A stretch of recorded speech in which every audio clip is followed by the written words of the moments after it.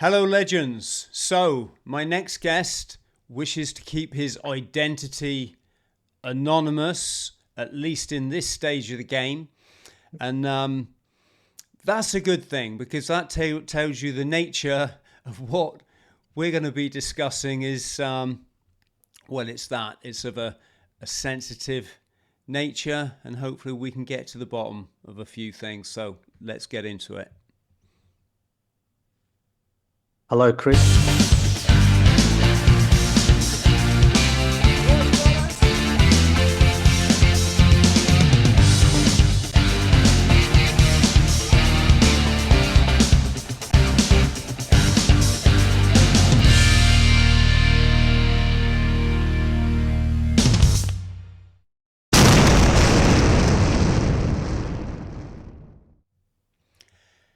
Hello, Phoenician. How are you doing?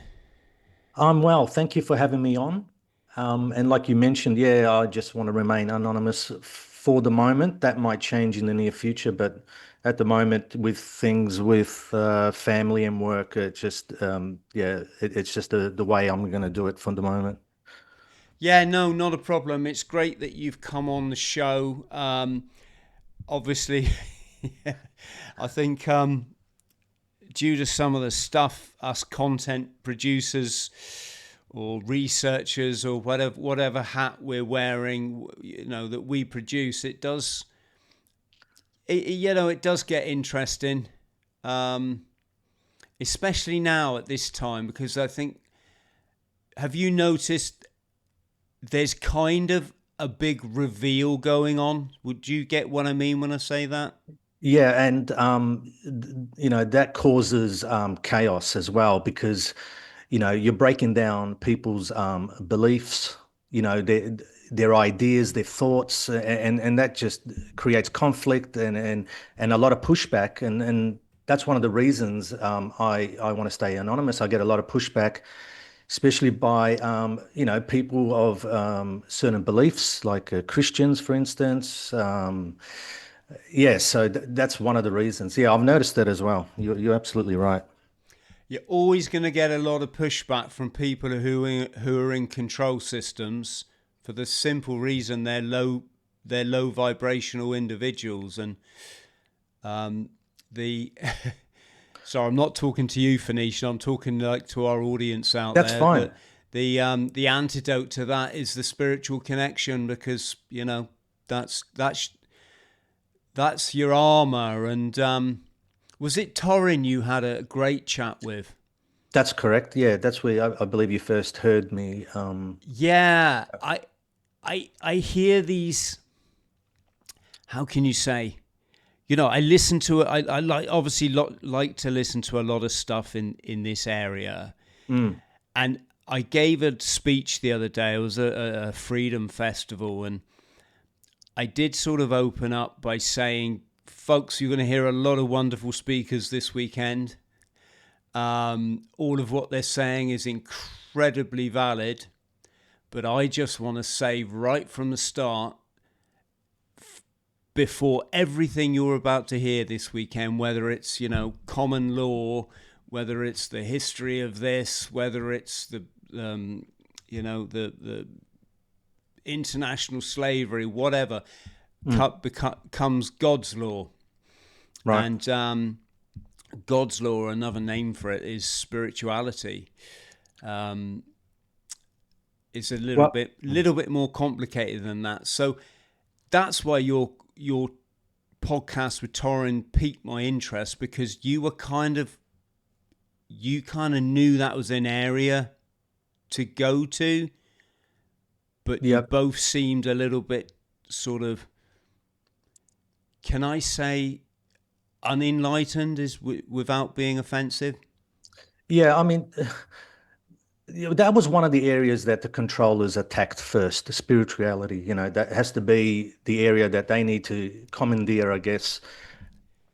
When when Thorin asked me to go on his show, it was pro- it was because he read my book, which is called The Secret World of Words, Yeah. and it's mostly about etymology and English language and how that the language is used to control, our thoughts and ideas and beliefs. I mean, that's an area that has always interested me. It's like, why do people believe the things they do? Why do they behave in the manner that they do?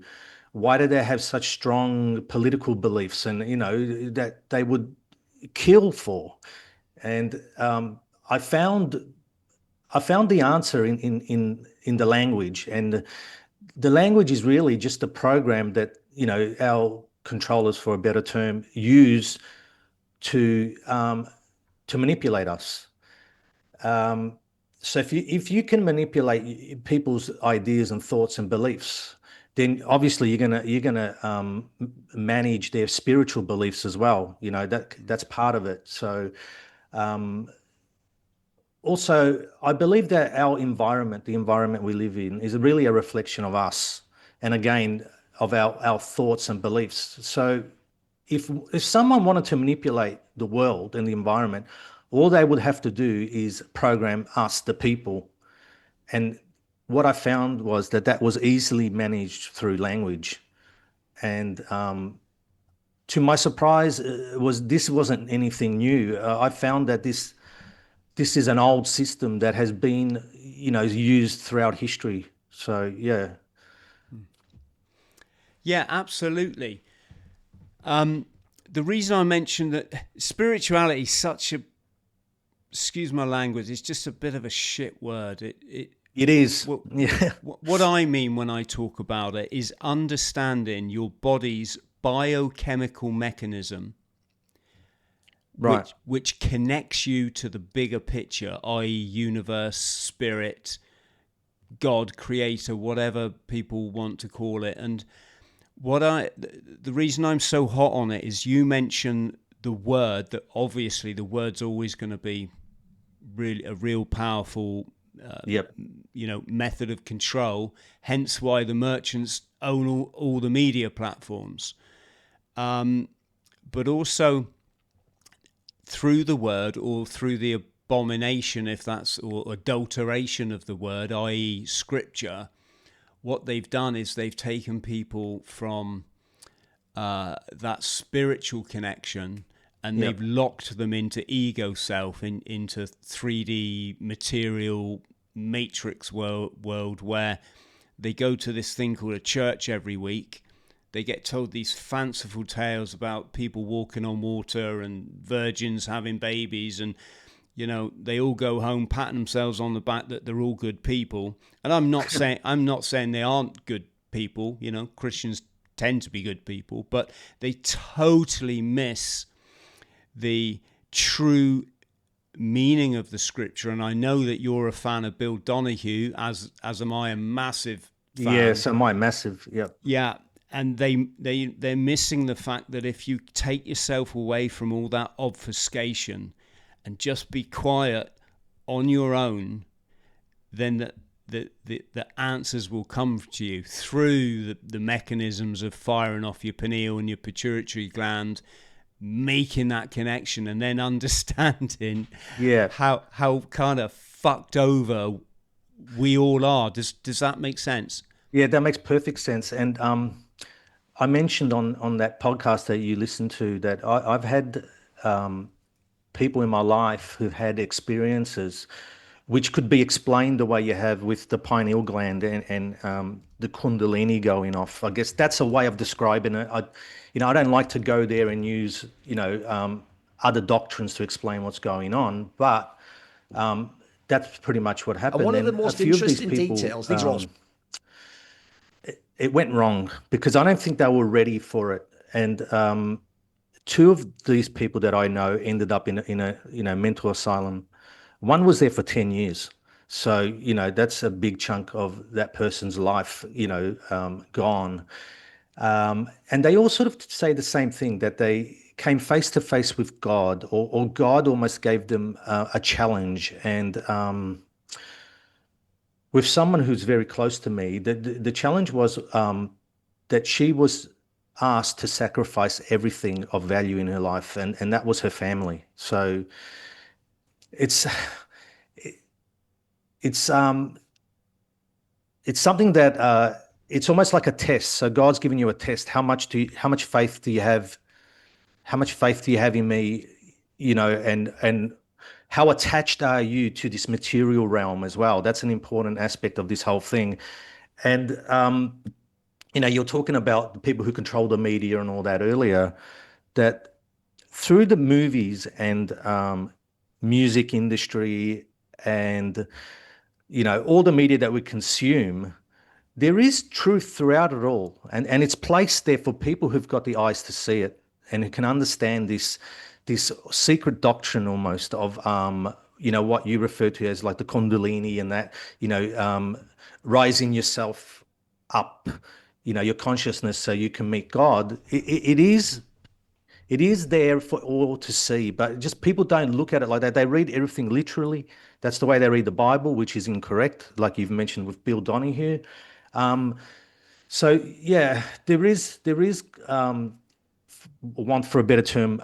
I believe there is a God, but the way we've been taught to believe what God is not the way I would describe what this experience that people are having with God is. It's almost they describe it as kind of light or infinite love is another term that comes to mind. And like I said, you're presented with a challenge, and a good film to watch is The Truman Show, because I believe that Hmm. that film is full of symbolism and just the controller of that show, who's created that construct in which Truman lives, is called Christov, right? Christov. And if we remember the end, when Truman leaves, he's prepared to leave this world behind that he was brought up to believe was real. So he had his wife and all his friends in this construct. He had to sacrifice that and say, no, I'm going to the real, what is real. And he exits the stage door at the end, and he puts out his arms stretched out like in the sign of the cross, because he's making the ultimate sacrifice. All right, that's what the cross is. It's that sacrifice that we all need to make in order to attain that consciousness, as you put it. Yeah. Yeah, and another great allegory there or symbolism is he crosses water.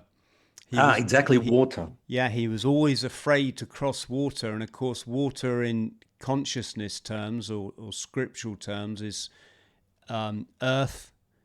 Earth is your 3D matrix. What believe everything you see on the TV news consciousness. Water is people that have made that step to realize, hang on, there's something's not quite right here. This medical narrative is a bit weird. People keep falling over, and so earth, water, air, fire, and then ether being Yeah.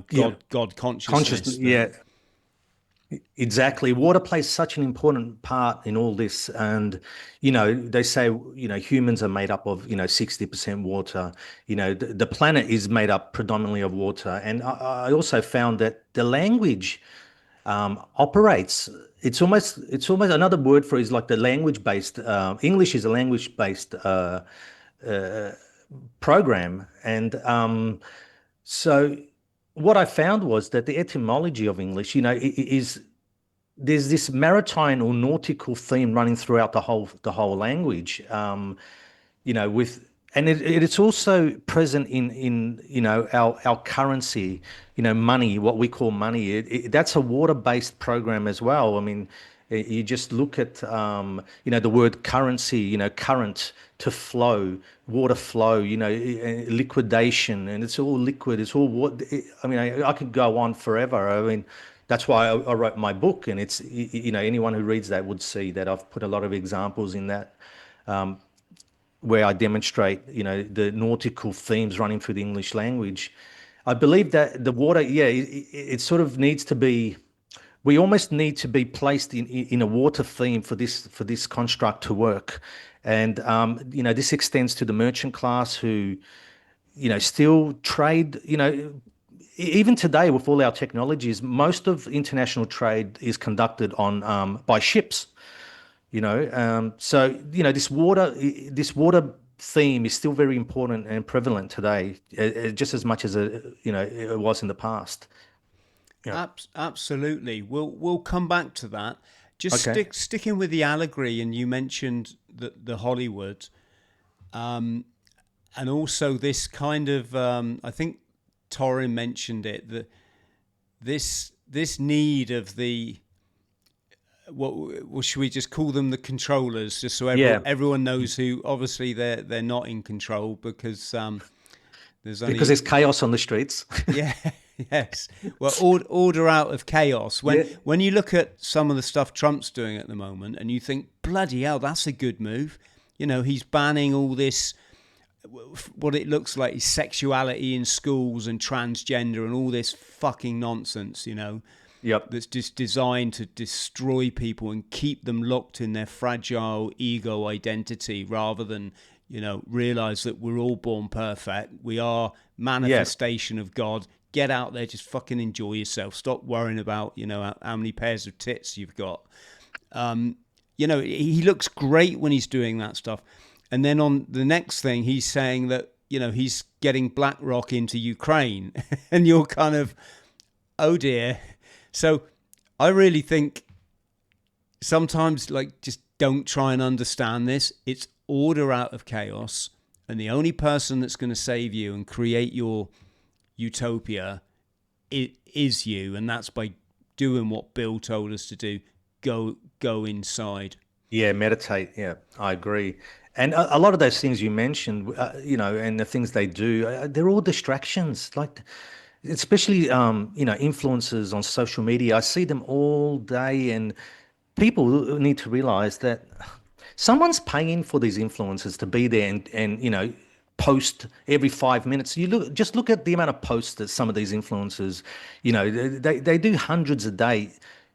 How are you doing that if you're not working full time, or and a lot of them also, if you notice, don't have families. They don't have children, they don't have families, they don't, they're influencers, they're paid influencers. Okay, so what they're talking about is a narrative that someone is paying them to push. Fuentes is a perfect example of that. And another thing you got to notice, have you noticed how most of these are from out of America? Most of them are American, you know and the UK, but mostly American, because English needs to dominate the world stage. It has for 200 years. So this is the other thing. The construct that we're living in is a British construct. We live, you know, all right, globalism today really is an evolution of the British Empire. Okay, so I mean, what's the international language? English. So we are running off an English system. Okay, for better or worse. We're not going to argue about that, but that's what we're running off. So, you know, when you want to see who dominates the world, look at who dominates the program. We're speaking English, so the program is English. Who dominates English? America and Great Britain. So they're the controllers. They're the dominating force of the world. Yeah, I've gone off on a tangent like I did. So No, for initial question or it, point, it's great. What we'll do, we'll peel back right to the beginning, because I want to yeah. discuss an amazing book with you that I All read right. that totally explained how the merchant class live in a state of symbiosis with the historic bloodlines, the money lines, and how that happened. And the Yeah. name of that book is The Babylonian Woe. Yeah, I've heard. Yeah, I've got that. Yep. Yep. But before we come on to that, I just wanted to leave folks with the allegory in film that you mentioned, and a great example is the Star Wars, where you've got Luke, who's this young kind of upstart. He's not happy to be in the Matrix. He knows there's more out there in the universe, but he's a lost entity because he's fatherless. And like a lot of people who have a poor relationship with the father, you can end up a bit of an angry, sort of, fiery young man going in the wrong direction. And I'm kind of holding my own hand up here. And so then he gets this benevolent figure, Obi-Wan Kenobi, and he's like, dude, you've got to develop the Force. You've got to go within yourself, and you've got to come up with this historic, eternal, infinite power. Yeah. This combine yourself with the energy in the universe, and you'll achieve amazing things. And of course, he does this, and he learns to fight to ward off the evil using this power. And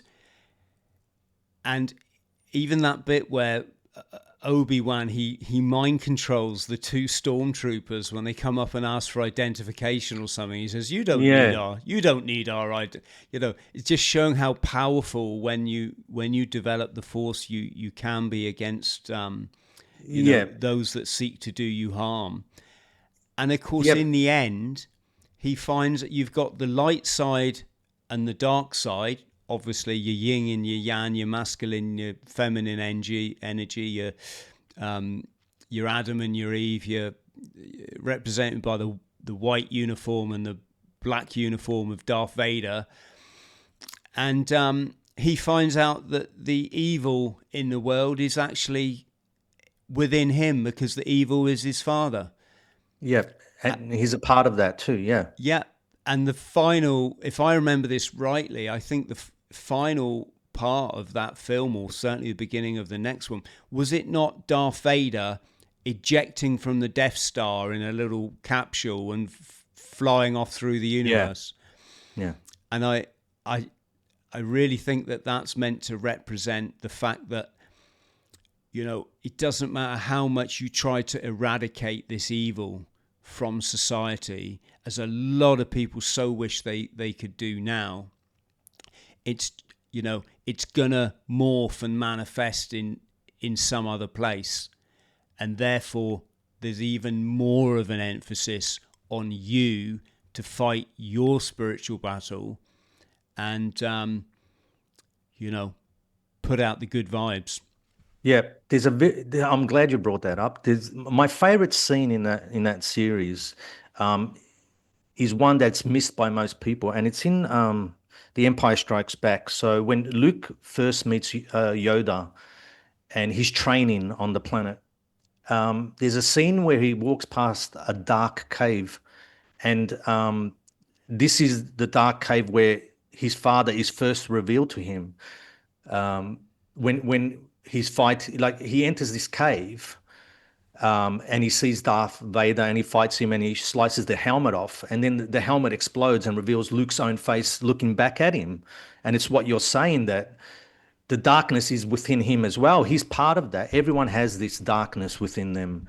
And before he enters the cave, he says to Yoda, "So what's in there?" And Yoda says, "Only what you bring with you." You see? So he takes in, so he enters the cave and he's going to bring with him what? He brings in the lightsaber. So then he's confronted with a lightsaber, and then he has to fight. So I'm just wondering, if he didn't take that lightsaber, that weapon in, he wouldn't be confronted with it. So I know there's a lot of symbolism in that scene. I find it's a very revealing one that a lot of people miss. Yeah. Absolutely. One of the funniest expressions. I used to be a substance misuse specialist and working in what was essentially a methadone sort of Right. operation. And one of my clients, he was a really funny chap. He kind of, well, anyway, I won't sidetrack, but one of his expressions he used to come about if he was describing someone who he didn't particularly like was he could fall out with himself in the desert. Right. And when you see, I try and describe this when people say, what is enlightenment, or they want to know what is enlightenment. I say it's the difference between people that are just running around shouting, like, bring down the cabal, Yeah.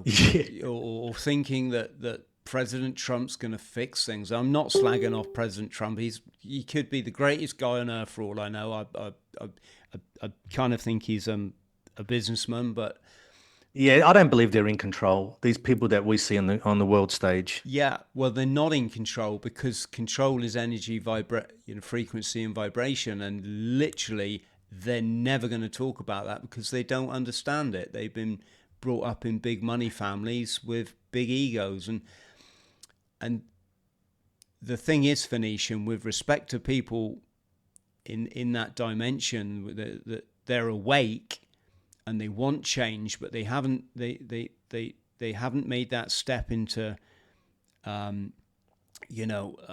enlightened consciousness. Yeah. Is what am I saying?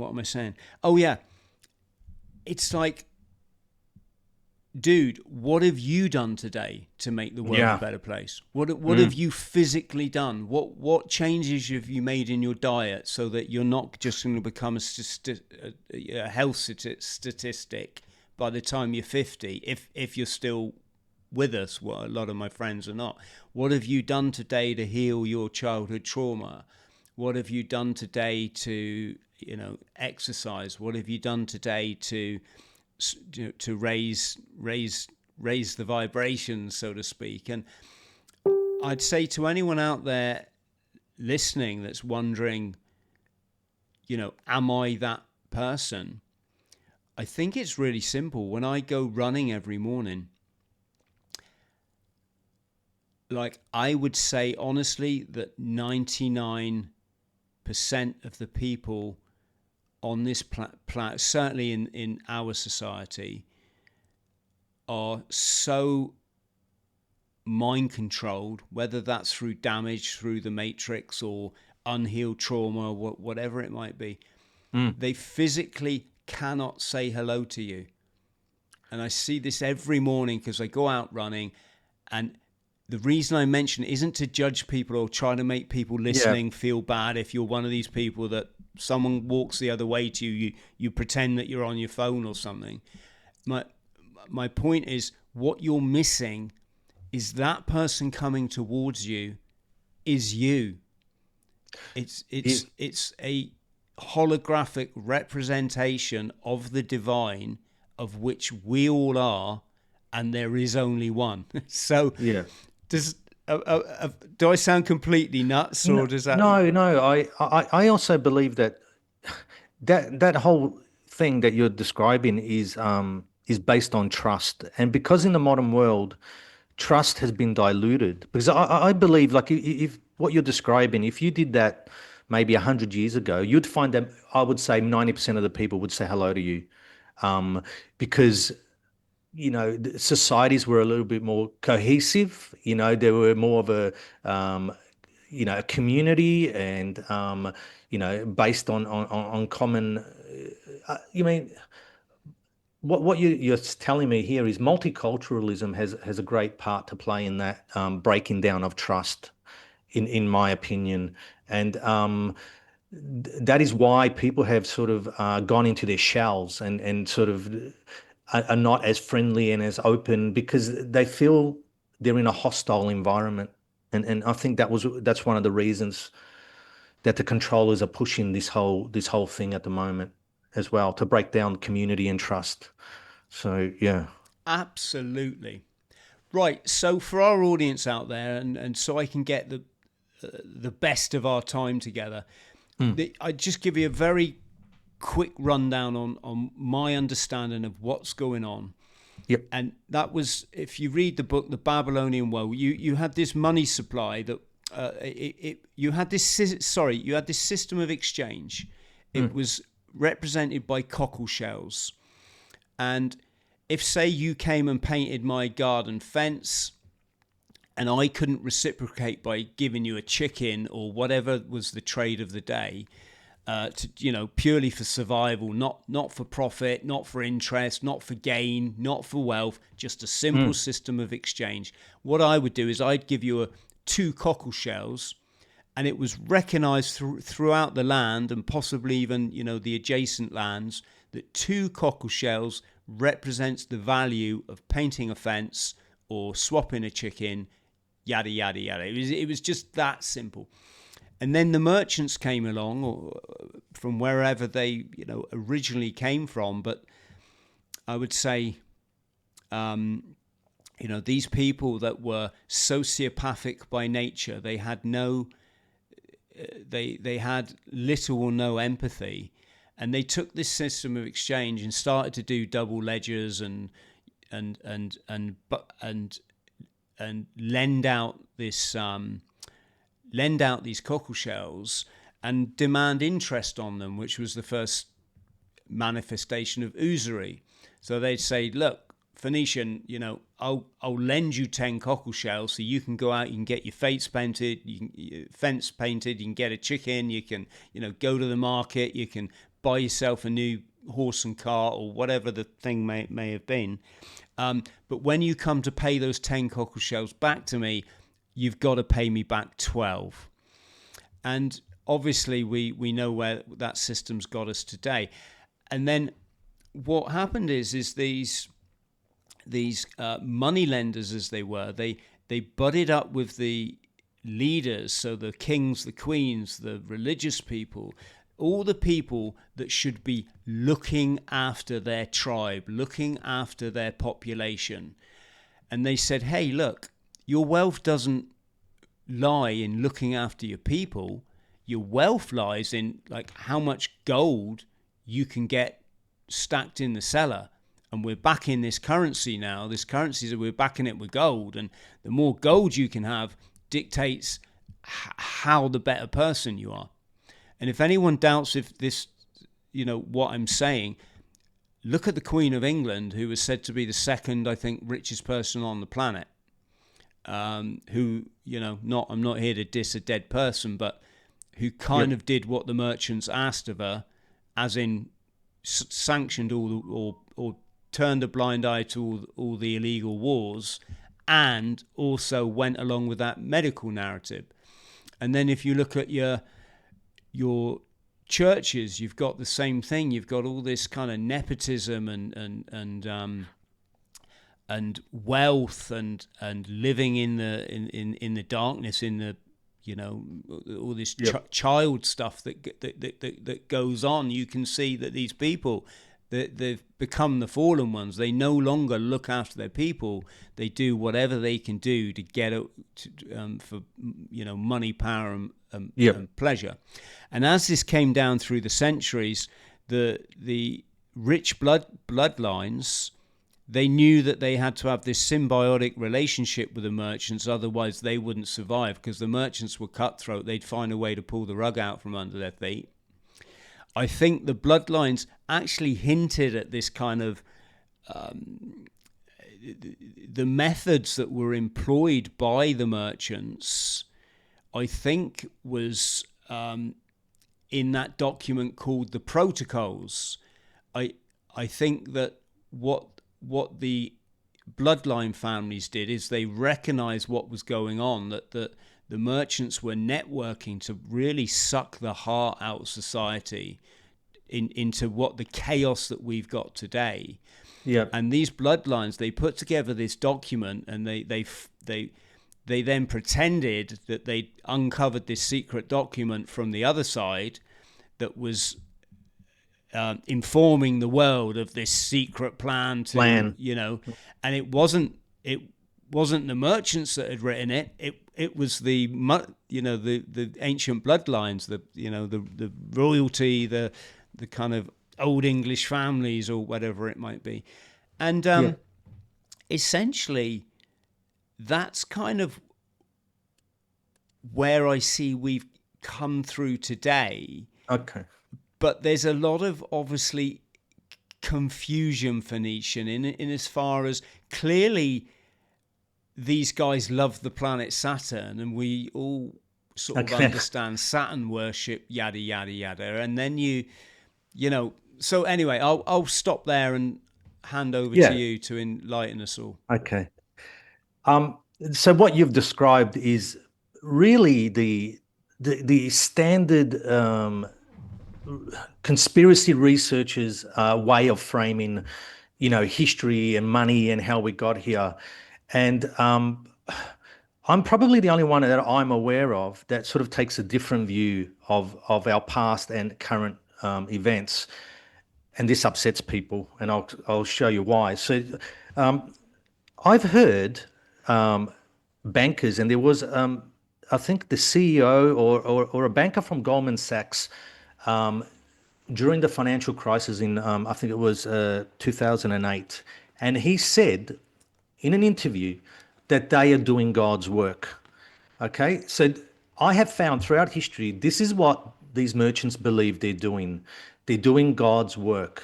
Okay, so they see themselves as civilization builders. And like you said, look, with the shell story, it doesn't really matter what you use as money.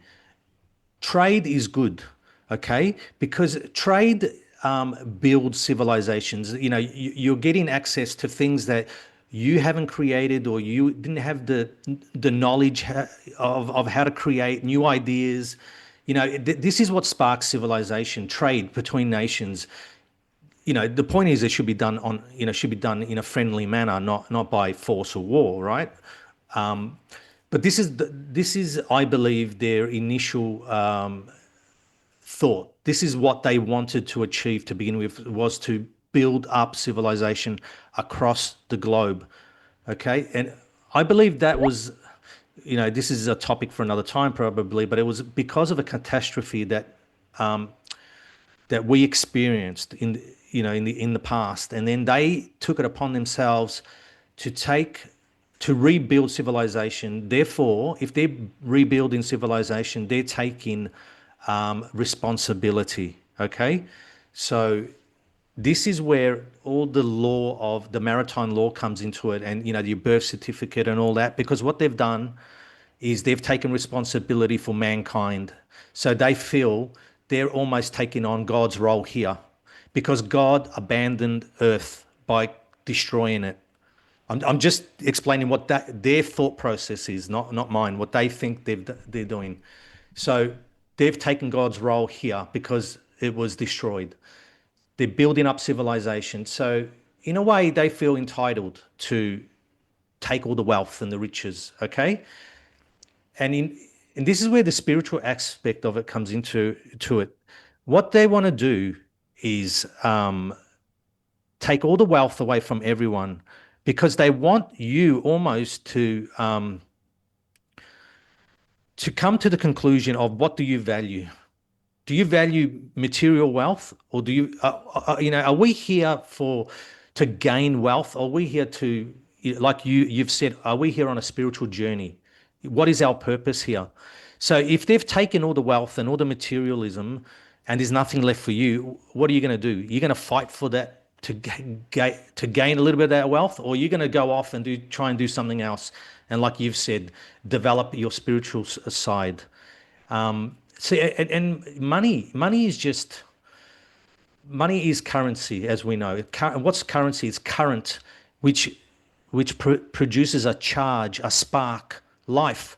Okay, so money is just a vehicle to generate this energy that, you know, people produce stuff. You know, people with this charge, this money.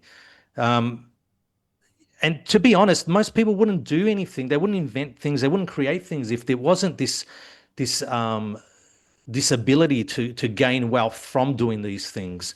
And you just need to look at, you know, communist countries where, you know, no one's going to go out on a limb to try and create something that's going to benefit everyone but himself.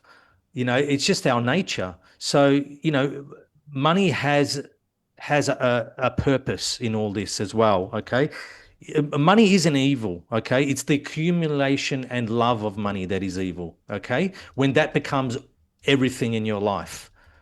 Uh, so, and what you were talking about with the merchants, they really. So I don't view the merchants as, okay, they're German, or they're Jewish, or they're English, or to them, national identity is important to us. It isn't to them. They move with the empires, and you can just follow their path throughout history. So, you know, one empire is powerful, and they control all the trade, and then that collapses. And then another empire will emerge, and then they control all the trade. But what I found is it's the same merchant families moving around to these different empires. So, you know, like you said, the queen, or the king, or the sovereign is really just in place as a figurehead for the people. But he or her are controlled by the trade and the money, because these merchants would say, okay, do you want wealth as well? If you don't, we'll just leave and go somewhere else, you know? So Mm. Yeah, so that's the way I believe it's managed with these empires and these merchants. They just move with, and they're loyal to their family. That's what it is. Their family dynasties. Okay, and I don't like to place a label on them as well in terms of religion as well, because I don't believe. See, religions like Christianity, Judaism, and such are there for us. They're constructs for us to adopt, not for them. They understand that there's something more to a spirituality. They do understand this, and I'm not with people who say they're demons and they believe in the devil. Or I actually don't believe in the devil. Okay, to me that comes out of that's a doctrine that's been thrust on us because anyone is capable of doing evil. I've seen good people do evil things. Does that mean the devil has taken control of that person for that moment? No. To me, is that is an excuse for you not controlling your behavior or your feelings or your emotions at that particular time. So you do something evil. And when you're talking about Saturn, Saturn to me is just time. That's how Saturn was known in the past. Is time, and time is what? Time is a valuation of money, because we value money. Everything that we do in terms of our energy and our time is valued by by currency and money. So they've taken control of the currency. That means they believe in time. Okay, because time is the valuation of money. And so that's why they would venerate Saturn, you know. Yeah. Yes. Yes, it's like I just go back to what I said earlier. I Mm. think sometimes it's good not to try to come to some kind of definitive construct of who Yep. controls the world, simply because there's so many different, factions involved. And also it's notions of God, isn't it? Because their God might not be the God that springs to mind when we think of God. Um, I believe that they are aware of, they must be, of this consciousness that we refer to a lot. And I believe, see, another important aspect of this whole thing are cycles. So the merchant, I'm going to call them the merchant priest class because that's what they are, and they are the ones that gave us our religious doctrines as well. Um, and this is why in Christianity they say you're born in debt. Okay, you've got a debt to pay. You're born in sin. How can a creation of God have any sin attached to them when they're born into this world? Is beyond anything that I can comprehend. But Christians believe this. Why that is there is that the merchants are saying you're born a sinner, so what you need to do is pay back this debt. And what they are the debt collectors on behalf of God, the right hand of God. You see, this is what they've made themselves as. So you need to produce, and with your time, right, value that becomes currency, which they collect on behalf of God, because that's what the doctrine says. You see, this is what they've done. And by us believing that and giving energy to that, so the Christian world, that gives energy to that idea, makes it manifest in reality. Hmm. But I mean, they've got a problem on their hands because, or maybe they foresaw this, that Christianity is dying. Um, so it might be time for a different system, and this is where cycles come into it. They work by cycles, and these cycles, um, they use to create wealth. They use to manipulate people's thoughts. And these cycles can last 30 years. Sometimes there's cycles that are like, reoccurring after 100 years, 600 years. There are big and small cycles, okay? And anyone who's got experience, in the stock market, Wall Street, um, I mean, anyone who knows any billionaires will know that what I'm about to say is that they believe in astrology. We they might say publicly that it's all nonsense, but they believe it because it works. There's something to it. We're given this watered down version, this,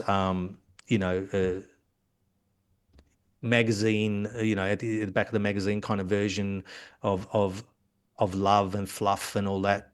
You're going to meet some guy today, it's going to change your life. But this is not the astrology I'm talking about. I'm talking about the effects that the celestial cycles, the planets, the sun, what they have on us. I mean, and the moon, I mean, you just go out in the sun and you can feel the effects the sun is having on you. You feel better after you've been out in the sun. I'm just giving you a little example, but if you magnify that, 1,000 times, this is the energy I'm talking about. And this really is the secret of their power. The merchant priest class are the cycles and them being able to understand and read these cycles. And this may be a reason we see a lot of chemtrails. This may be a reason for them. What they're trying to do is lessen the effect of this energy coming through at this time, trying to manage it because they're trying to stay in power for as long as possible. Because I think what you were saying earlier about some kind of awakening or spiritual awakening that we need to attain is coming if we like it or not. It's going to come because it's part of a cycle that we're all connected with. And this is what they're afraid of and probably trying to minimize to some extent. Yep. Yeah, I realized then when I was giving you my who controls the world narrative, Yep. I kind of stopped abruptly. Of course, I'm not factoring in the fact it's such a difficult one. Clearly, by pushing organized religion on people, it's an attempt to stop people understanding spirituality, which is your real Bible. What does your Bible really mean? So, the Lamb of God is your pineal gland. Your bread or your manna from heaven. That's your soul sustenance coming from your connection with the divine. Fish, for example, equals wisdom. Go east of Eden is an allegory for accessing the right-hand side of the brain where your peace, kindness, empathy, and love hides. And when you look at society, you see how well they've done this.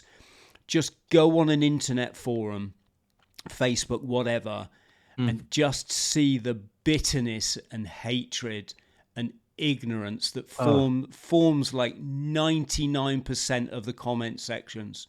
We have got a thick, dumbed down population. And I believe you're right. I was just showing something there. We allegedly come into the age of Aquarius. Yes. Aquarius, the water carrier, which is interesting when we said, you've got to cross water to get to your truth. Which is an air sign, by the way, Aquarius. People don't realize that. They think it's a water sign. It's an air sign. Okay. So I can speak about that later if you want to, the air sign and why it's important. And of course, yes, you're quite right. When you look at what's happening in the skies, I was out there yesterday. I was on the beach doing some rock pooling with a certain favorite person on the planet. And I looked at the sky and I thought, everyone thinks this is a sunny day. And they don't know the truth, do they? Just look at the sky. It's bloody hazy. It's this creamy, soupy kind of thing. And the sun is fighting to get through it. Yeah, the energy, yes. Yeah, and you're so right. And I remember thinking, do you know what? It's kind of nice to be on the beach today, but I'd actually rather be on the beach in the full glare of the sun like we had as children. And I think this is where it gets confusing, because when you look at how this Babylonian woe, this money system's come down, you see that Hollywood's job is to sell people on their ego by telling them. Hollywood sells the hero story. You've got over and over. You've got a summit. First you get your legs broken, and you're told you never walk again. Then you overcome that to climb a mountain, and oh my God, everybody loves you then. They didn't love you before. You was just a freaking loser. But now, and of course, you see that so much, particularly in young men. They all think they've got to join the military to Right. prove themselves. And as someone who's ex-military myself, I'm like, son, you've got no idea what it is to be a man. Going off to kill other kids, that doesn't make you a man. What makes you a man is making your connection with the divine, and then Yeah. putting out Wow. good energy into the universe and being a good father. That is Yep. literally sums it up, right? And so you've got your Hollywood, you've got your music industry does the same thing about the love that you say. She left me on a Tuesday, he hated me on a Friday, I'm a loser in love, love's never gonna, the whole music. I know there's some other tracks out there and some really cool Right. music around. I'm not saying that, but the central aim of these agencies are to lock you in your ego self and deny you this spiritual enlightenment. And when you see that, and you can understand why people get confused, because especially when you understand that scripture is allegory. The land of milk and honey is not a place in the Middle East, no matter how much, the Mm. Rothschilds want to invent and people want to believe it. Milk and honey is your serotonin and your DMT. It's accessing Yep.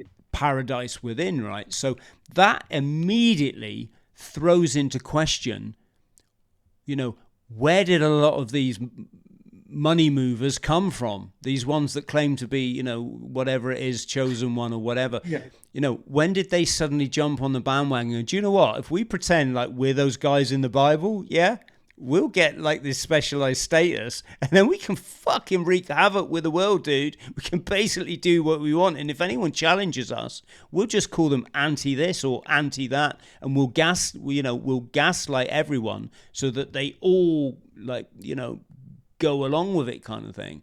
Because clearly that, and this is why Twitter's become quite an interesting place, because this narrative now is, everything's getting exposed. They're Yeah. talking like you can find out stuff about the Second World War now on Twitter or X that you just, Hollywood are never going to tell you this stuff, No. all these. But they did try for years to push a certain narrative, but they've sort of lost control a bit of it now because of the internet. Yeah, exactly. People are decoding Yeah. Adolf Yeah. Hitler's speeches, and That's right. it's nothing to like what we We were were told. told. Yeah, exactly. And Um, so what I'm getting to is it is a complex soup, isn't it? But undeniably, if they are trying to keep you locked in your ego self, they're blocking out the sun to stop you, to stop us enlightening in the age of Aquarius, which is said to be a cycle of, enlightenment, then clearly the answer is to enlighten yourself. yes. It's within, is it not? Yeah, you're absolutely right. And when you mention Hollywood and even the Bible and these doctrines, right? I I believe, and I have proven this, it's the merchant priest class who are giving us these things. And you know, Hollywood is like they're spellcasters. So we've got to understand these merchants. The word merchants, mer is water, right? The word mer in French is water. Okay. Chant is an enchanter. So you've got water enchanters. Okay. They're magicians. They've given you these doctrines. So when you're talking about the allegories and reading the Bible correctly, they've put them in there for you to read correctly. So they're not hiding it from you.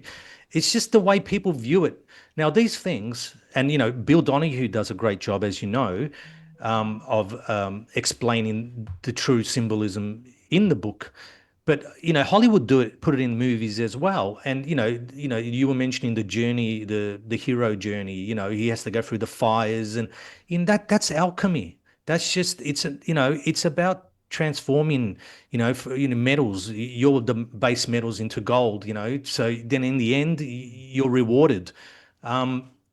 So these things work on a few levels. You've got the base level, which is you read it literally, which is 90% of the people do. Uh, and they're locked in, like you said, they're locked in that way of thinking, really base level. That's like the lowest intellect. this is what these people, Christians, Muslims, whatever, who are reading this stuff and taking it literally. Yes, there was a Jesus, and like you said, the Holy Land and all that. That's the lowest form of IQ if you're reading it that way. Then you've got another level, which is, the hidden symbolism, and you've got another level which is sort of like astrology, astrotheology, and as above, so below, because the universe is a reflection of us. So what's the reading the stars and getting the information that way, and that's hidden within the doctrine as well. But then you've got the other level, third level, which is the one you're describing, and Bill does a great job of describing, which is about us, inside us, and our internal parts and how all that works. So you've got three levels there. Most people are basing their whole worldview on the first one. Okay. And now this brings me to another point. When you see people like Trump and all these world leaders going to the Wailing War and, doing it's all theater. These people don't believe it. Okay. I'm convinced these people don't believe it. And Netanyahu, he doesn't believe that crap. Their job is to make you believe it, right? That's their job. It's not, they don't believe it. They want you to believe it. And this is what all these Christian influencers and Jewish influencers are online. They're just there to pay. They're paid to push this narrative for you to be stuck on this real low level, yeah. Yes, absolutely. It's this is why I say the people are awakening, that's no doubt. But they're not understanding that being awake just means you're still in the matrix, trying to make sense of everything with the apparatus that that created the matrix in the first place. It's like the person that says, if we could only just get rid of Donald Trump and we can get that wonderful get that Bill Clinton back, that'll fix everything. No. And this is, I probably sound like I'm banging a drum, but I'm not, because I realize that the fight is within. I say this for the odd person out there that may have reached that point in their life where they're like, hey, Chris, I think you're kind of right, dude. It's, I can vote for Boris Johnson as much as I like, can't I? Or Tommy Robinson, or I can follow these, I don't mean this disrespectfully to anyone, but false idols, operate outside of yourself. And I mean, that's an interesting question as it is, because I don't just believe, I think people probably think they envisage, you just go and sit in a field with the sun on your face and do jack shit, right? And I'm not saying that, because if you understand your scripture, I think JC said you give unto Caesar what Caesar's, meaning there's always going to be taxes, there's always going to be this bullshit, right? Yep. But also you got to go within and give God what is God's. So I think we have to address this on both levels. Yes, you have to make people aware that this rampant illegal immigration is to destroy any sense of community. Exactly, and trust, cohesion. That your country has, whilst diluting everybody into these kind of home bubbles where everyone works from home on their little angry keyboard with, they no longer can say hello to people in the street because we become that freaking damaged. And so yeah, it's a quagmire. I've just pulled up water in the dictionary of sacred scriptures and myths. And water is quite interesting. It says, I'll just get it up on the screen for our friends at home. Water, it's a higher aspect. So it's higher self, friends, not lower matrix self. The great symbol of truth, or the eternal reality and source of all manifestation. Yep. Water suggests unity. This is the whole, that what I was saying, when someone walks down the street towards you, that's you in another body. So say hello to them, pick them up, nurture them, nurture their spirit, because there is only unity. There is only one, the all, the everything, of which we are a manifestation. Unity absence of parts, which is unity, comprehensiveness, purity, and motion. So yes, you can see I like this. I like this stuff. Yeah, and water is what the merchants have, based our current world system on. That's how it runs. That's how it operates. And like I said, in the language with the nautical aspect of it, the money is water based. With currency, it's all water based. But you mentioned earlier that we are moving into the age of Aquarius, which we probably already are in the age of Aquarius, because there are certain signs that indicate that that's already the case. I mean, we need to understand it's not like a quick transition. One day you're in Pisces and then the next you're in Aquarius. It's a slow process over hundreds of years. You're slowly moving out of one and into the other. So for me, the signs were when air-based technologies were invented. So like the aeroplane, the radio, with airwaves, television, and so I would say the last 100 years or so is when we started moving into this new age, and now this is why we're seeing the currency moving into air. Digital currency is air-based. Okay, so that's why, and that's probably why it seems like the world is sinking. They're sinking the ship, the vessel, because they're going to create a new construct, an air-based construct. And, a lot of this stems from money first, because, we base our whole society on that, on trade and money. And so that will probably happen first. And then, sinking the citizenship.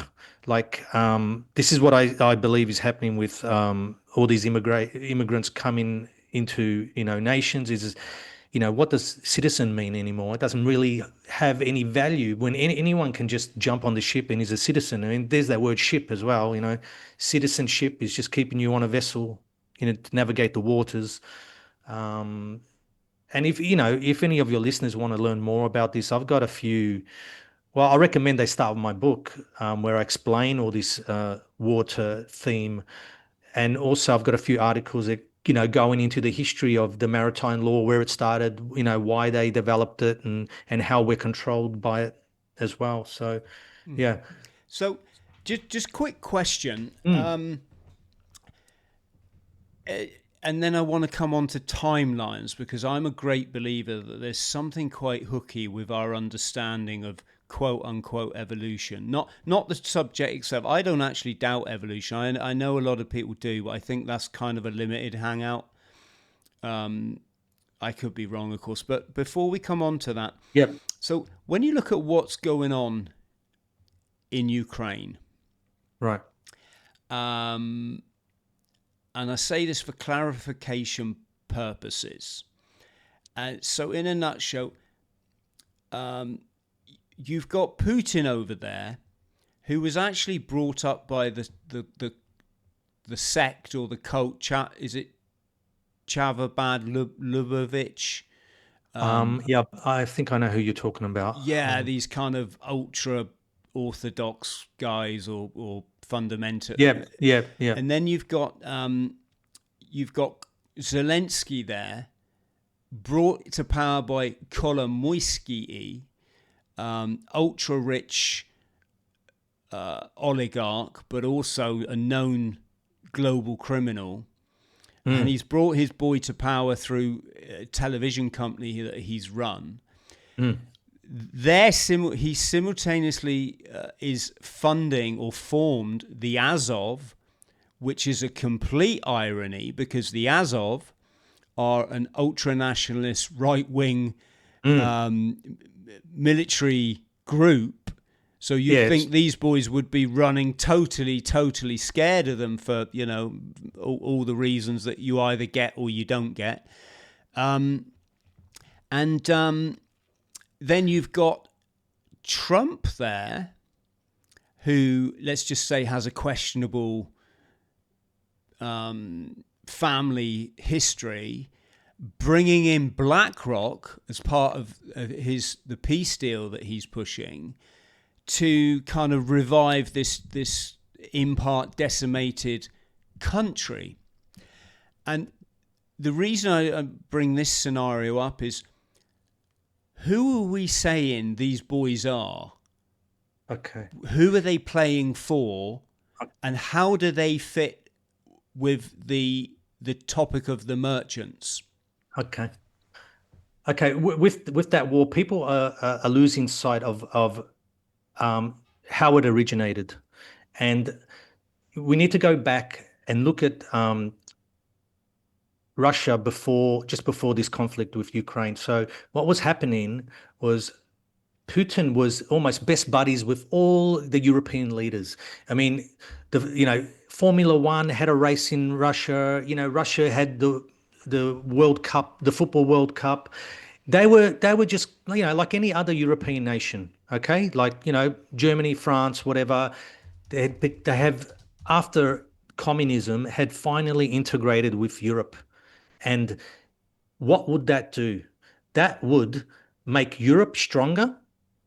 They're friendly, they can trade. It will make it a lot stronger. What don't you need? You don't need NATO. You don't need American bases in throughout Europe, because the excuse was that after World War II they needed a military presence there to deter communism. So you don't need that. So who stood to lose the most out of Russia and being on friendly relationships with Europe? Was the American Anglo alliance. Okay, this is also why I believe that Brexit happened, because um, America wanted England to be away from that European bloc and be closer, to their one world entity. They're the superpower. I always say that the superpower is an Anglo-American and Judaic, if you want to put them in there. They're part of it as well. You've got the Five Eye nations that you're aware of. Yeah, that bloc stood the most to lose out of friendly relationships between Russia and Europe. So what people don't realize is that um, America didn't liberate Europe. Okay, what it did is it took Europe over, and it gave half to the Bolsheviks, and they kept the other half. So they really became a world power after World War II. Okay, so they maintained this control by what? Military force. And this is why they almost bully Europe into paying them, what do you call it? Military, um, it's almost like their bodyguard, like money for defense. Yeah. Right? So America needs Europe to be under their foot, because if Europe was free, like I said, America would lose. It's a threat to them. They view Europe as a threat, not a brother. This is unfortunately the case. I wish it wasn't, but it is. Because I view American people like my brothers. But I'm not talking about the people here. I'm talking about the government, all right, and the power. They view Europe as a threat, so they need to keep them under. They need to keep them subdued under their boot. And that's where they gain most of their wealth and power from. And an indication of this is the recent trade deal that Trump had with I forgot her name, the van der Leyen, the president of the European Union. I mean, Europe got screwed. It's like that shows you where the power lies. It lies with America, and I'm not crying about it. Fair enough. They're the world power. You won the war, so you're entitled to it. But don't go around playing the good guy. Don't go saying, "Oh yeah, we're invading this country for the sake of democracy," which is, that word really irks me. It's just a word; it doesn't mean anything. What democracy means, and I've written an article about it, um, is the freedom for international merchants to trade in your country and to take over your resources and your industry. That's all it means. Okay, because for instance, under fascism, you cannot have foreigners coming in there and buying up your resources and your manufacturing, um, because that stuff is there purely to serve the people of that nation.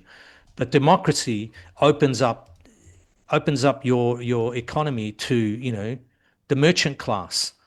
Um, so going back to, what you were saying about the merchants in Russia and in America and what's going on there. So we have to realize too, after communism, um, a lot of international merchants were going into Russia and buying up everything, because with the collapse of Russia, you had all these vultures going in there and buying up. Oh, we've taken control of the oil or the gas, and one of those was that Abramovich, who used to be the owner of Chelsea Football Club.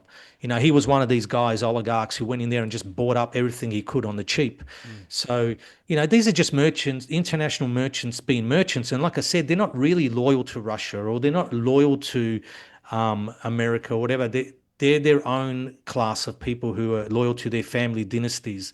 And that's all they're doing there, is just picking off what they can for themselves. Um, and yeah, I believe that war is to keep Russia from being part of Europe. That's what I believe it's there for, and it has achieved that goal. It doesn't matter if Russia wins the war or Ukraine. You know what it's created is this divide, and it will probably be another 50 or 100 years until that's healed. That's what I believe is going on. Yeah, okay, good points. You can see, I mean, I had this in another podcast recently where when we're using terminology such as America and Russia, but particularly due to the nature of the way people's brains are programmed into this by language, into division and separation and nation state and yada yada yada. My thing is kind of, hang on, we're kind of confusing the issue when we talk about America and because what we should really be talking about is merchants and merchants, Yeah. because they control both countries. Like, obviously they do. Church is bigger in Russia than it is in any other, you know, Western nation. Yeah. any other nation on the planet, I would say. So especially the Orthodox Christianity, which is the death of an Enlightenment doctrine. And again, this is where it gets confusing, because when you look at, say, I won't refer to the event directly. I always try and, as you probably gathered, I talk around subjects. People know exactly what I'm talking about. When I say those events in New York and Washington, which could have been like 20 years ago, you got your, Lucky Larry Silverstein. You've got your Donald Rumsfeld, laughing when he announced that 3.2 trillion had gone missing from the Pentagon, and that was the day before a big event happened. Then you've got your Paul Wolfowitz,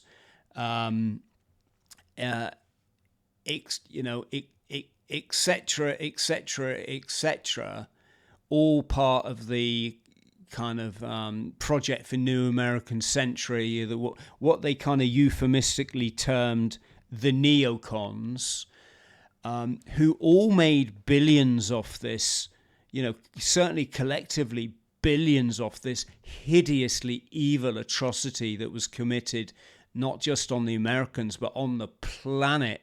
The mass trauma that's instilled in everybody that witnessed that event, and then the subsequent slaughter and the illegal, invasion in the Middle East and slaughter. And can you see, Phoenician, what I'm hinting at here is how confusing it gets, because when you look at Lucky Larry and his buddies, they all appear to me to be in a network. They are. But all right, the best way to view this is like the mafia, all right? Different groups of mafia. So, right. So, like, for instance, we'll just say, Chicago, for instance, or New York. You'll have different mafias, families, and they might be. I'll just give you an example, right? They might be, four Italian mafia families. They're all Italian, but they still fight against each other. They might not agree on everything. Sometimes they collaborate. For instance, if they wanted to, take out another rival gang, or take down the authorities. They might do that together, but then again they're fighting over other things. So this is how the merchants operate as well. So they're not all agreeing on the direction that they want the world to go. So you've got, and then you have ones in Russia that might not agree with the ones in in America. And like you said, you might have you've got different factions of and denominations of Christian groups. You've got different factions of Jewish groups. You've got different factions who believe in different things. They don't all want the same thing. Um, but again, they'll help each other where they see it can benefit both of them. So you've got Freemasonic groups that again are not all on the same page all the time as well. There's different levels of that as well. You've got different factions. So the way I view them is like mafia, really. And that's why sometimes we see them working together, and sometimes, look, if there was one power in control of the world, we wouldn't have any conflict. You know what I mean? It would just be them ruling, and everyone is just a useful eater, and that's it.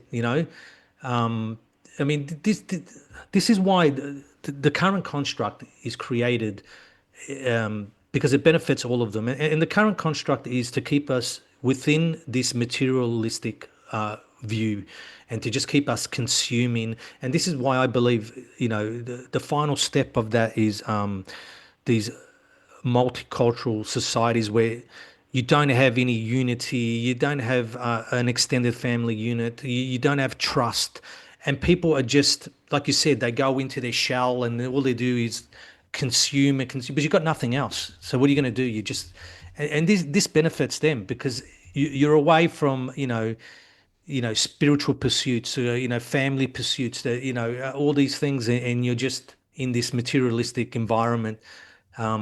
So yeah, that's my thoughts on that. Yes. I, I think what I was trying to link here is Right. when you look at these guys and the way they're operating, I often refer to them as the global mafia. Mm. And then and certainly when you look at the medical narrative that we all went through and you look at who stood to gain by it, I'd say that's the merchants as well. Oh, definitely. Look, vaccines is the area I look towards for any change, because I believe if any change, like how people often say, there's change happening, there's a great awakening. I just say, wait a minute, are vaccines still mandatory? And I'm not talking about COVID vaccine. I'm talking Yeah, about yeah, all we got to vaccine. be careful where we go there. But Okay. I totally get, you know, I totally get what you're saying. For friends at home, like imagine if you were told that there was a bogeyman that existed, and you Mm. had to do this to Yes. protect yourself from the bogeyman. But then you found out that not only did that bogeyman not exist, but no bogeyman existed Exactly. whatsoever.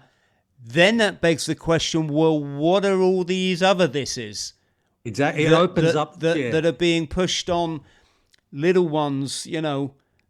This big, like something crazy, like 30 times before they're even the age of 10 years old. So I totally get that, and it also.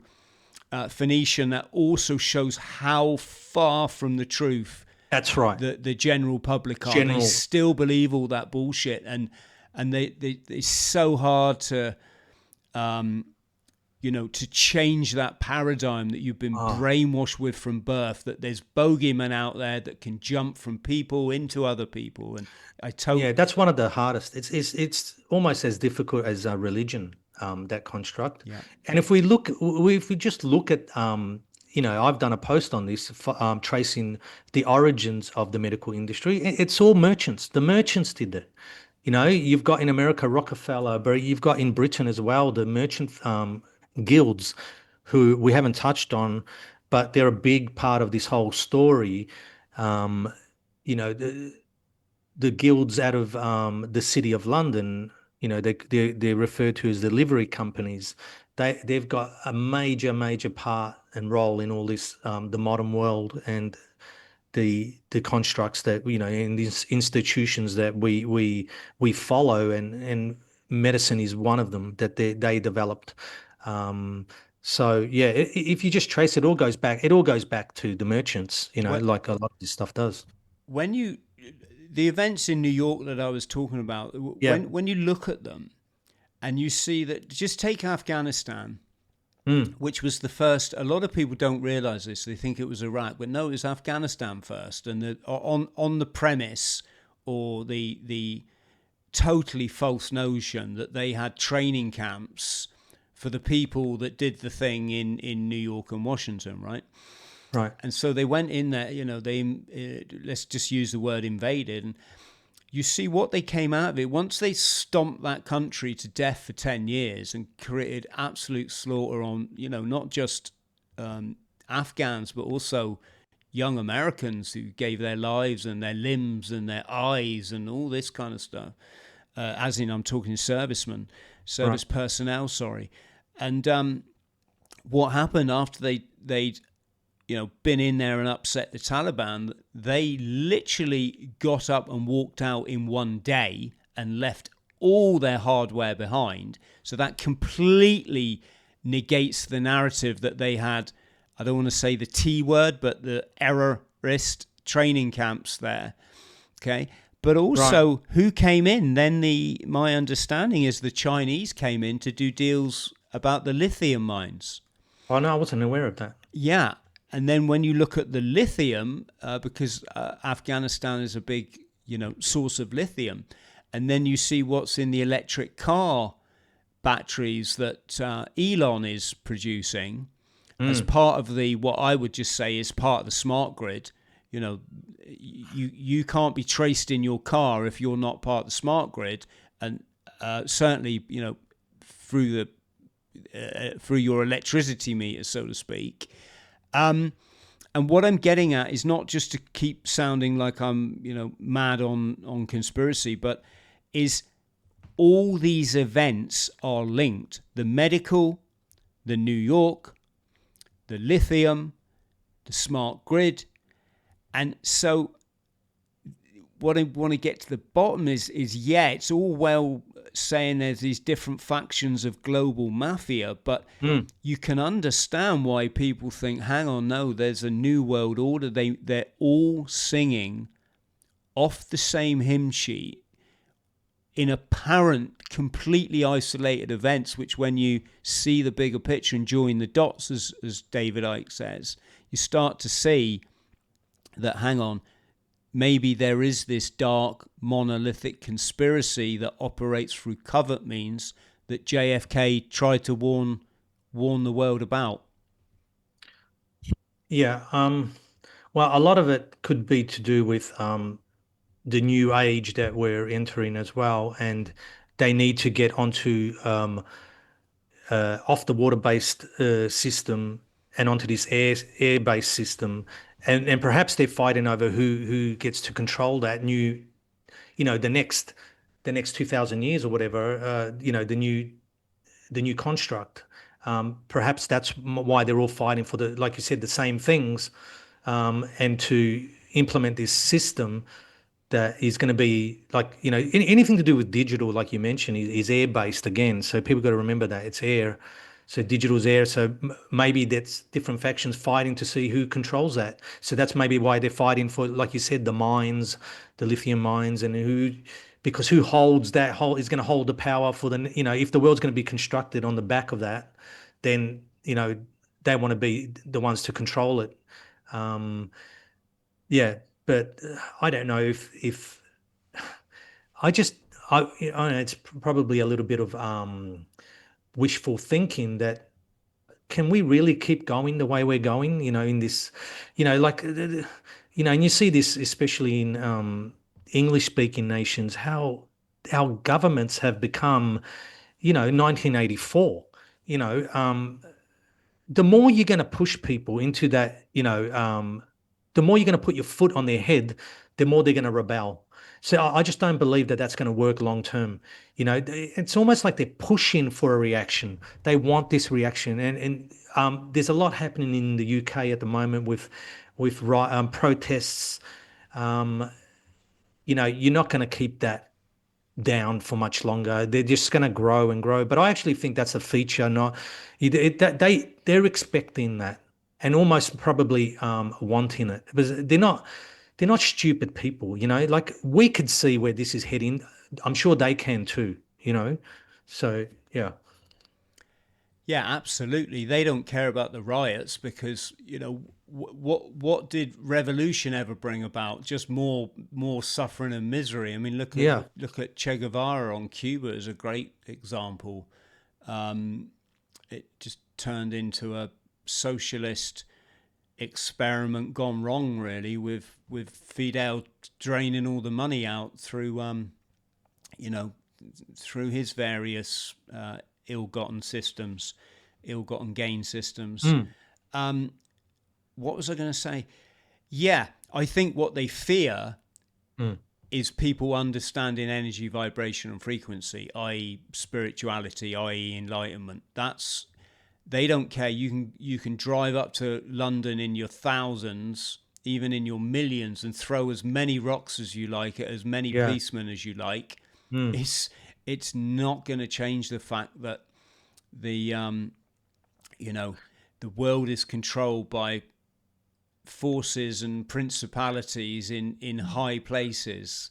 Yeah, I Um, mean, you're absolutely right. I'm sorry to interject, but mm, back on my earlier point, the reason they're in power, these people, is because we give energy to their constructs. So you're right about the energy. You need to shift that energy away. So one of them again is religion. If you're giving energy to their construct, which is, for example, the Wailing Wall, Israel, yeah, they need to be there, they're God's chosen people, they were there first, or whatever, or Palestinians are terrorists. What you're doing is by you looking at it, reading it, typing about it, giving your comments, whatever you're doing is you're giving energy to that construct. Okay. Right. So we're just fueling it, or you're giving it to whatever cause or thing that they've creating, because they create chaos. They kick the bucket down, and then you're going, "Oh my God, I got to, clean up this mess." Right? Just like you said, if you shift that energy towards something else, towards you, if we all did that and stopped looking at them, um, and giving energy to their constructs, they would just fall away and die. I mean, there was an episode of The Simpsons where they did this, where all the all the billboards and signage came alive and started taking over the town, and destroying everything. And then in the end, they realized that if they just turned their back away from them, looking at them, they just collapsed. They fell away and died. So it's something like that. Mm. oh, excuse me a moment. That's right. I've mastered the art of coughing on camera, but hitting the mute button so I don't have to destroy the audio. Okay, right. This has been an absolutely fascinating chat. As you can tell, I said to you at the beginning, I always invite the guests on that I want to have a chat with. It's not that I want to dismiss my audience or whatever. Mm. It's just that this is where my life has led me to, are these incredibly deep and meaningful conversations with people that can help my life. And it's not always that I agree with I mean, it's quite a lot of guests. I really don't think they know as much as I do. And that's absolutely fine, because anybody watching, this is how you learn. You learn by listening sometimes to people who have a completely different opinion to Mm. you, and which you're never going to agree with. But you look at them and you think, how did they develop that opinion? I wonder what trauma they've been through in their life to have had to ask the questions that this person is obviously asking and come to this kind of conclusion. So, just saying this for our friends at home, Phoenician, or listen to everything. So, yeah, great chat. What I'd want to come on to before we say goodbye I just is, wanted to say something about you. asking questions is so, so important. And if you break up that word as as and then king, as king, you're coming as a sovereign, as a king. A king, a sovereign, does not answer to anyone else, right? You're your own person. So that's asking questions. That's what it develops, your own independent thoughts. You're not subject to anyone else. Yes, absolutely. And it's nothing, this is why I think they brought in this cancel culture which has pervaded society. I often see somebody leave a comment on my channel and it says the words to the effect of, "What did you get this guy on for?" I hope we don't get any of those. Well, my first response is kind of, well, it's none of your fucking business, right? But no, I'm joking. But what I mean is, like, you've got to listen to everyone. The reason why,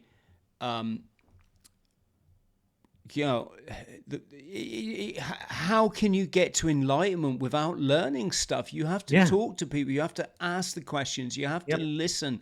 You have to listen to opinions that you don't agree with. Like I say, I'm repeating myself now, but could we come on to, first off, there's two things I want to cover. When you talk about laying the cornerstone, which is very Masonic in its Ah, sounding. yeah. I'm not trying to be conspiratorial. I mean, it actually is, isn't it? The in was Yeah, it some? esoteric. Yep. Yeah, some of the Washington monuments. I know they had a big. Washington's got incredible Masonic links, Masonic. hasn't it? In Yeah. in in Yep. its esoteric connections, and the shape of the owl, and the, was it 666 feet, I think, is the height of the Washington Monument, or the needle, or whatever it is. Anyway, you mentioned laying the cornerstone. Could you just sort of briefly explain that, and then I want to come on to timelines. Well, I believe you're referring to my article on my Substack. Um, I'm referring there, like the corner. People say that the Christ consciousness is the cornerstone in esoteric circles, and that Jesus, that's what Jesus represents, is the cornerstone. Um, what I was referring to there in my article was, I was laying that was my first article, and I was laying the cornerstone in terms of um, what what I wanted this whole Substack to be about, and that was to find the this essence that we call the Christ consciousness, and then I believe that I was able to, I'm trying to find that through the works and following the path of the merchant class, who have, in my opinion, created civilization and given us all these doctrines, because I don't believe that they're purely evil like people believe. Because if they were, they wouldn't have put all these allegories and this symbolism in the works and in film, in the Bible, in the books. It's there for people who can see. It's not there for everyone else. Okay? You need to enlighten yourself. You need to raise yourself up. God's not coming down to you, you're going up. Okay? So this is what they want you to do, I believe. Yeah. Yeah, it's like, the story of Jesus isn't about putting a guy on the planet who thinks that he's absolutely divine. It was about putting a guy on the planet that wants you to understand that you're Yeah. actually absolutely divine. So, Exactly. yes. Okay, let's come on to the timelines then. And Okay. I just want to talk complete history now, because I'm like this. They used to say we came out of the bowl of Africa 30,000 years ago, or they're still quoting that. People like that. What's that? Yeah. That Nouveau character, the World Economic Forum chap, Hari Nouveau, or Yeah, we've got to stop listening to these people. yeah, He's an Israeli. Yeah, You can tell I don't listen to him because I can't even pronounce the guy's yeah, name. But I yeah, have seen a couple of clips of him talking, and he's clearly been corralled by the dark network to be a spokesperson because he talks a load of shit. You know, he talks about how it's inevitable that humans will be bio electrically engineered, you know, or shit putting brain yeah, yeah. implants, all No, this kind of stuff. Anyway, yeah, but getting back to the 30,000 years thing, I look at it like this. If you go back 2,000 years, the time sort of the alleged physical Jesus, I guess that was the Roman Empire at the time, and you look at images of people now, you could see that they looked exactly like us. And so we can extrapolate that 2,000 years ago, there was no evolutionary changes of note. And then you can say, well, if 2,000 years ago we looked exactly the same, pretty much 10,000 years ago, we couldn't really have changed much either. no, And then the notion that, okay, if 10,000 years ago we look like we do today, 30,000 years ago, there's no way we had, you know, black fuzzy hair, a jet black skin, and we were crawling out of Africa with a spear. So immediately, and I know that connection now is kind of been a bit debunked, but so you've kind of got that. And what I do is I want to take it back further. And the reason I did this was about diet. I truly believe that the diet that we eat now, our evolutionary self has not caught up with the ability to devour the amount of food that we've got on offer, particularly in the quantities that we can now devour it. So, in very short, I think meat is very high on the acidic scale, as is refined or carbohydrates, full stop. There's no way that you could, you know, harvest a field of wheat when we were foragers living in the forest for millions of years. It would have taken you literally probably 20 years or something to go out there and forage enough grain, whether it be rice or whatever, to be able to eat 3 bowls of rice 3 times a day like we now can, or your Frosties in the morning, yeah, your fish and chips for lunch, and then your another carbohydrate. So that's how I got into it. right. I've really been watching my body's pH levels now for 20 years, and as such, I've never got sick. So I've kind of got a dog in this fight. You know, I've got something to promote here. And Okay. and then when I look at our evolution, and you think, my God, even though we think that the invention of fire and human tools was ages and ages, that was like our prehistoric. No, when you do the evolutionary thing again, you realize it was really very recently. It's very recently we had the ability to make tools, light fire, and make, for example, meat palatable. Before that, it would be running up to a Raw, buffalo, yeah, yeah, a yeah. buffalo if you lived in North America, and trying to grab it and bite a chunk out of it, which just is utterly ridiculous notion. So then I want to go back, Phoenician, and say, I think we've evolved over billions of years. Certainly from Oh, the right. original single cell organism. I Okay. cannot physically see how it even could be, a few million. Um, and that also brings up the question then of how many civilizations could have gone before us Right. and been totally buried by mud floods or whatever the Mm. notion is there. And yeah, I just wanted to get your thoughts on that. Okay. Well, chronology is a big part of what I write about because I believe they've stuffed with it, and most of it was to obscure history, and also to obscure the truth about Christianity.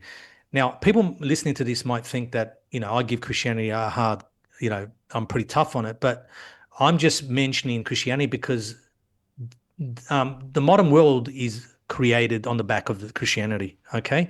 The Western world, the modern Western world. Okay.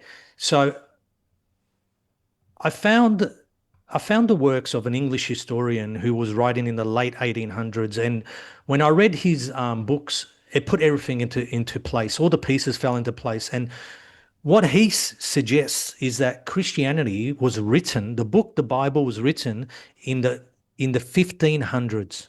Okay? So Yeah. it's only 500 years old. Okay? Now that's when we got it. The you know, our hands on it. Now what we need to understand is up until the 1800s, the early 1800s, only 12% of the world population could read and write. So even only 200 years ago, only 12% of the world are able to digest this program, to understand it. This is why I believe also they created schools, because what's the point of controlling people if they're not reading and writing? They don't have they're not running off the program that you want them to run off. That's what schools are there for, and that's what books are.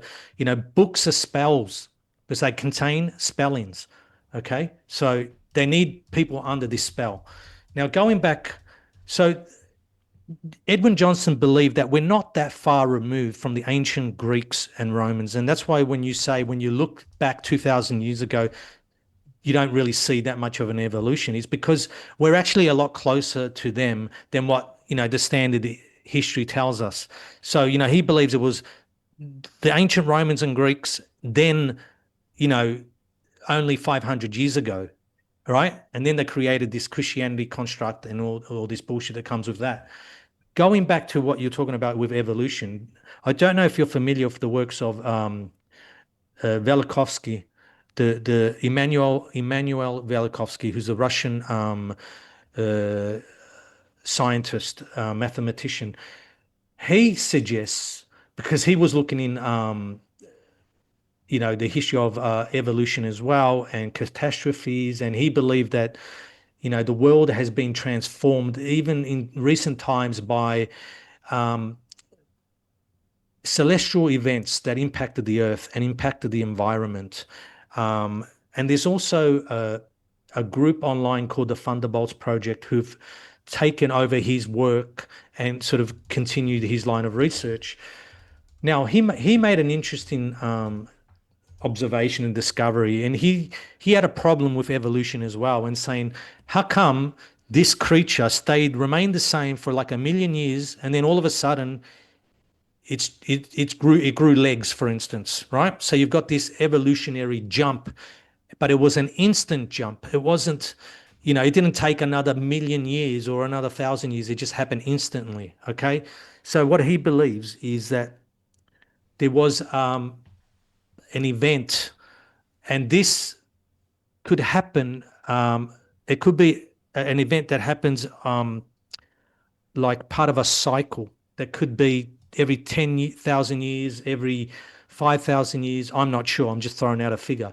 So what happens is the Earth is inundated with like electricity or plasma from outside, from the universe.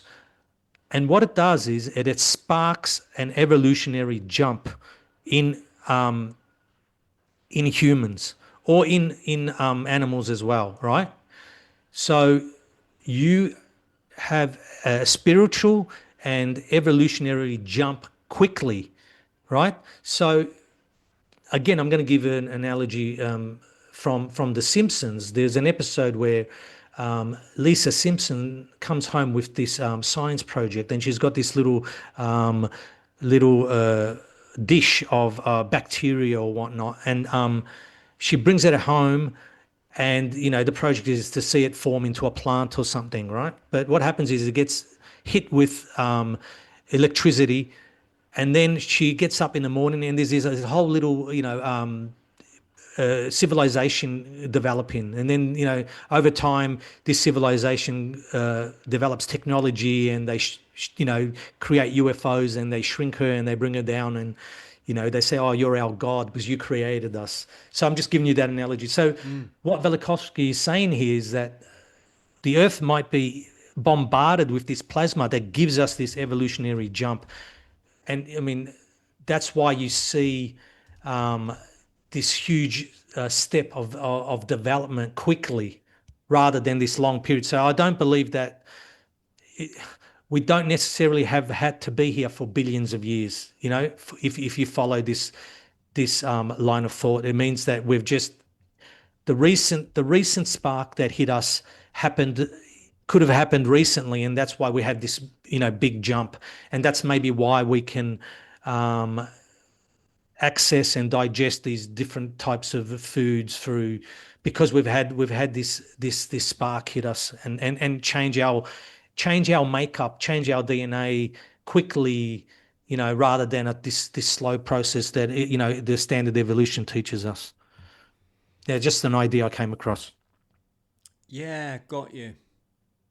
It's My something to think about. Yeah, my kind of point though is that we haven't managed to digest these foods. That's the whole thing about um, the acid alkaline balance is the reason everyone's sick all the time is they don't understand what to eat and all Well, that's this. because they put poison in it. So really, what they're doing is poisoning the food, because the food has become taken over by labs, not nature.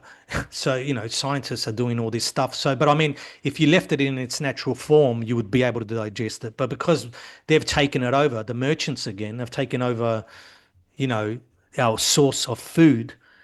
They've stuffed with it. Yeah, absolutely, and that and the abundance of carbohydrate, which is just glucose or sugar in the body's tissues, which um, cells eventually just they either got to do a massive detox, which is what we were saying earlier, is when your body does these massive detoxes, the merchants brand it as the bogeyman, don't they? Ah, yeah.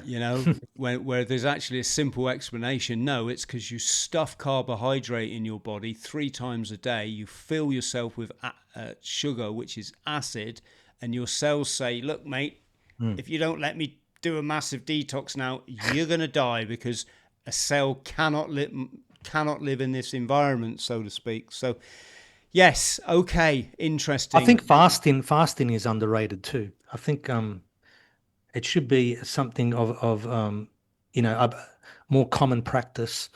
I mean, I used to do that where I wouldn't eat for 24 hours, which isn't long.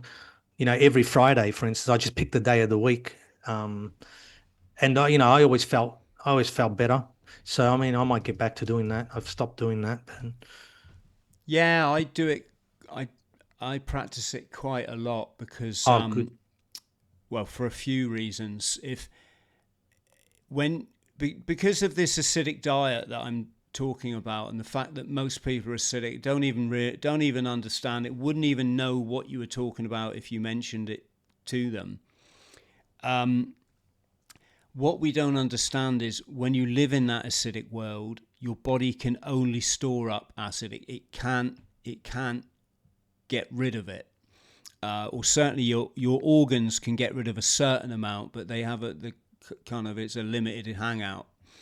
And then what happens is when you fast, first off you empty the food in your stomach, then your body burns off its glucose reserves, so it's your sort of instant glucose energy reserves, and then it starts going ketogenic, where it goes into your fat.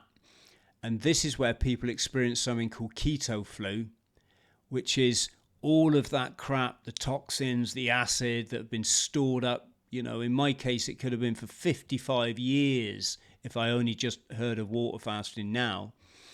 And this is why fasting is so important, is to do Yeah. that deep down cleansing detox. You've got to get into the fat reserves because your body is so clever.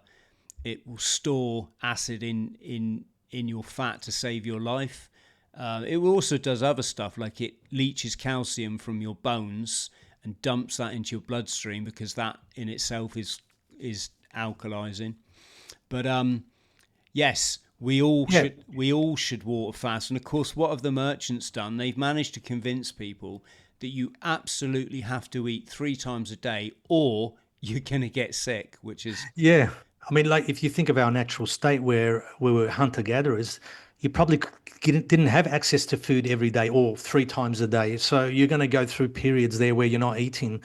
So that was, the natural state, up not too long ago. Yeah. Absolutely. Absolutely. Listen, brother, this has been a brilliant chat. Thank you so much for coming on the show. Pleasure. I Thanks for look, having me. yeah, I look forward to the day when we can see your face. So please, I want to be the first podcast that you do when All right. when you expose yourself to the world. But I do get it. It's talking the way we talk can create untold problems in the workplace, because everyone in the workplace is pretty straight laced, aren't they? Yeah. They Yeah. think if they listen to even 5% of what we just said, they think we're absolutely mental and get this guy out of here. So, Yeah. which I consider is a good, very good place to be. So just stay on the line so I can thank you properly. But we're gonna Okay. put all your links below so people can come and find you. I know that you're very big on X and you post some very profound stuff there, which is where I first came across you. And yeah, please come back on the show. To everybody at home, if you could like and subscribe, that would be absolutely wonderful. And thank you to everyone that supports me on either Locals, Patreon, or has become a YouTube member. I couldn't do this without you. And last but not least, got to give a shout out to everyone who's donated for my upcoming Everest summit. So I'm summiting Mount Everest in April.